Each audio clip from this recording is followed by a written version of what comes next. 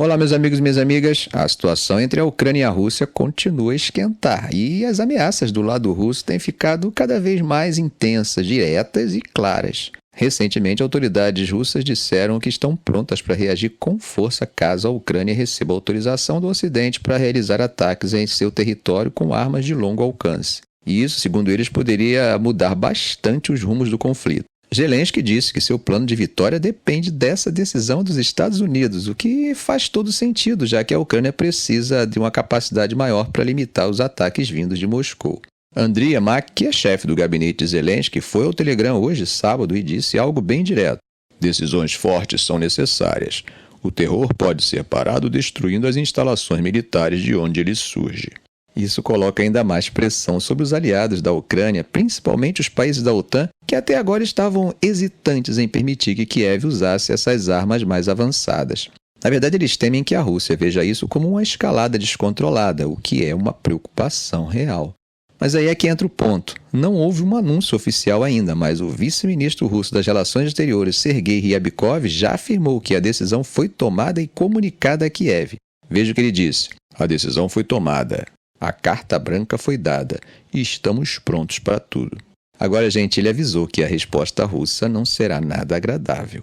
E para aumentar a tensão, Dmitry Medvedev, ex-presidente russo e atual vice-chefe do Conselho de Segurança, trouxe um discurso ainda mais pesado. Ele falou que as incursões ucranianas na região russa de Kursk poderiam, em teoria, dar à Rússia o direito formal de usar seu arsenal nuclear. Isso é extremamente sério. E disse ainda que Moscou pode, no final das contas, optar pelo uso de armas nucleares ou recorrer a armas não nucleares, mas ainda assim devastadoras. E aí, gente, ele fez uma daquelas ameaças à la Hiroshima e Nagasaki, dizendo que, no lugar de Kiev, teríamos uma mancha gigante e cinza derretida. Bom, do lado ucraniano, Yermak não deixou barato e respondeu que as ameaças de Putin apenas mostram o medo de que o regime de terror que a Rússia tem imposto chegue ao fim. Tá, mas e como foram as conversas ocidentais sobre o assunto? Embora nenhuma decisão tenha sido anunciada oficialmente, surgiram indícios de que Washington pode estar disposto realmente a permitir que a Ucrânia use mísseis Storm Shadow fornecidos pelo Reino Unido e França, que dependem de tecnologia americana. A reunião entre Sturman e Biden não resultou em uma declaração formal, mas Sturman deixou claro que as discussões continuam e que o assunto será retomado em breve na Assembleia Geral das Nações Unidas, onde se espera que uma decisão final seja discutida. Veja o que ele disse. Isso não foi só uma decisão específica. Continuaremos as discussões na Assembleia Geral em apenas alguns dias. O contexto aqui, gente, é o pedido constante da Ucrânia para que seus aliados ocidentais autorizem o uso de mísseis de longo alcance que são vistos por Kiev como essenciais para limitar a capacidade da Rússia de conduzir operações militares a partir de seu próprio território. Zelensky realmente tem feito muita pressão por essas armas, porém os Estados Unidos até agora têm se mostrado relutantes em fornecer esse tipo de armamento à Ucrânia.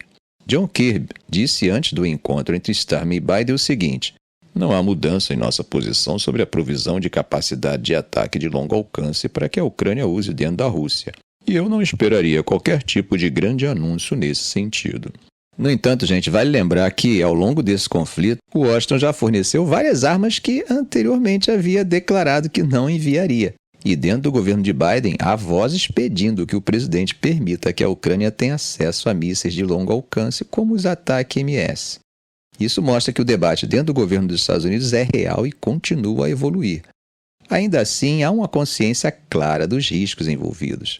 Lord Kindaho, ex-conselheiro de Segurança Nacional do Reino Unido, alertou que permitir que a Ucrânia dispare mísseis Storm Shadow contra alvos em território russo pode intensificar o conflito de maneira perigosa.